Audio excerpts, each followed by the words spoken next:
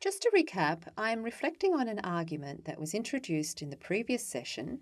I had had an argument with my husband about our teenage daughter staying out overnight. I identified several of the variables that fitted into and exacerbated the argument. The one I will focus on here is the notion that my husband and I approach parenting in different ways. In short, what happens in my reflection is that I identify exactly how my husband and I differ in parenting, and I find some categories in the literature to describe these differences. Through the literature and further reflection, I realise that parenting differently is not a huge issue, and in fact, it is almost impossible to have a complete consensus in parenting styles. I realised that my need to agree with my husband on all issues dealing with my daughter was making me frustrated, and this probably made the argument worse.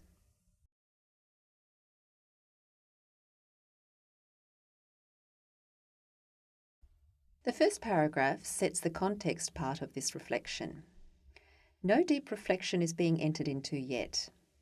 The topic sentence highlights the key point of the paragraph, namely that my husband and I often approach parenting issues in different ways.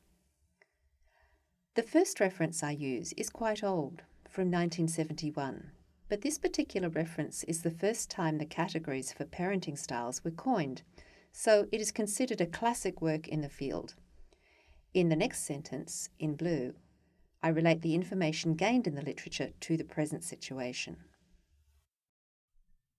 Remember, the incident is central to the writing, so there is no point in including literature that has little direct relevance to your incident. Always explain how the literature reveals something about the situation. Find some literature that describes or expands on your situation. You need to keep a continuous conversation between the literature and the details of the incident. The final sentence in this paragraph is what I call the link sentence. It sums up the point of what I'm saying in the paragraph, and it should correspond to the topic sentence at the beginning of the paragraph. In the next paragraph, once again, the topic sentences are in red. This is the crux of the issue here. Then I immediately relate it to what this means in the confrontation we had, and I've done this in blue. Where possible, I relate the literature to my situation as shown in the black text. I then move on to some reflection as shown in the green text section. Here I explore why different parenting styles was an issue in the confrontation at all. I finish with the linking sentence which makes sense of this reflection. It brings things down to earth and back to the real world, and more importantly, the incident we are analysing in the first place. It also returns to the point established in the topic sentence. In the next paragraph, the core part of the sentence is shown in red. The key point of this topic sentence is that I always felt that I had to agree with my husband about parenting. In the text in green, I start to move into some analytical reflection where I look back at my own thinking and possibly question the things that I'd believed. Be sure to explore what you feel and believe. Question it, do not just state it. Dig down deep and find out why you feel and believe the way that you do. In the black text section, I find some literature that talks about consensus in parenting styles, but I need to immediately bring that back to what it tells me about my situation, as I do in the last line in blue. What it does tell me is that lots of couples exhibit different parenting styles. This sentence is not a link sentence summing up the paragraph, but it does move the reader onto the next section where I will further talk about having different parenting styles. The next paragraph marks a shift in my understanding of the situation. Reading the literature has caused me to reflect further and deeper, and there's no reason why this cannot feed into the reflective process as well. My realisation is expressed in the topic sentence shown in red, namely, whatever we do, my husband and I will always be perceived differently, and this is followed by a number of sources that expand and further this idea. In the final paragraph, I've managed to come to some resolution that will move me forward. The final stage of the reflective process can be denoted as the planning phase. This means that we might think about where to next with the issue, or how this understanding may change our behaviour in the future. You may or may not get to this stage with your reflection of your incident. It's not completely necessary that you do.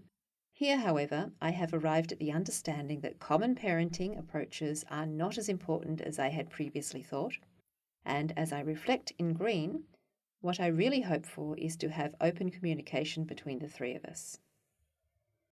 The final sentence is the link sentence. It echoes the idea started in the topic sentence by saying that the argument was made worse by my anxiety, which was mostly unnecessary. More importantly, it brings the reader back to the incident or confrontation, which is what the assignment is all about. A reflection can go in many directions, exploring ideas and feelings surrounding the incident, but the paragraph will be much stronger if the reflection returns to the incident to clarify how it changes our understanding of the specific incident. So, in summary, although this is a reflective piece, it should not be written as a long, meandering chain of thought. It requires structure and paragraphing, just like any other academic writing. So, use topic sentences and use link sentences in order to bring the ideas back to the situation. Keep that conversation going between the literature and the critical situation. Constantly relate one to the other. Do not discuss literature or a theory that has no impact upon the critical incident. And finally, reflect deeply and delve into the reasons of your feelings. Do not just identify them and be open to the literature changing your views and understandings. At first, you need to link your reflections to the literature, but this can be a cyclic process where the literature feeds back into your reflections as well. This, however, means that your writing could get quite long, so the key here is to limit the scope of your incident in the first place. Select a simple confrontation because it is better to reflect deeply on a few variables rather than spreading your focus across a complex matter, making the reflection too broad and too shallow. You have completed the final chapter of critical incident reflection.